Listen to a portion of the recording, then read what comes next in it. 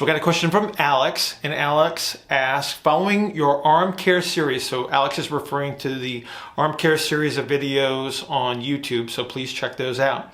How do you measure pronation and supination of the forearm?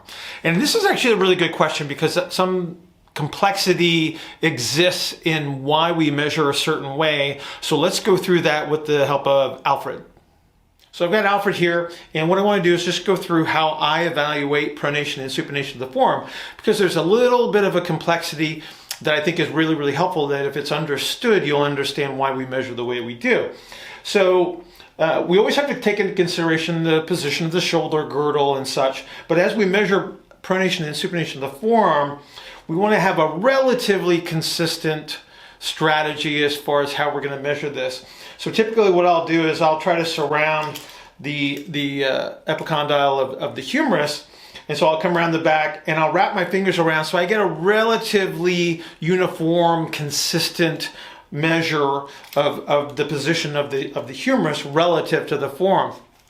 Then I'm going to grab the wrist and I'm going to move it through its pronation and supination range of motion, and then I'll just ballpark the general number of degrees into pronation and into supination to establish where I think this is in space. Now, the confirming measure as to whether you've got a pronated or supinated forearm is actually going to be at the wrist. So here's why.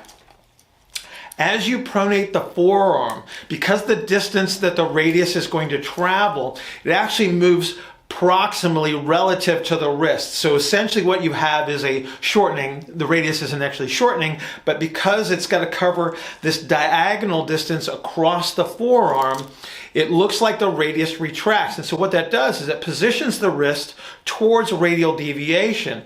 So in a pronated forearm, I will have less ulnar deviation and less wrist extension.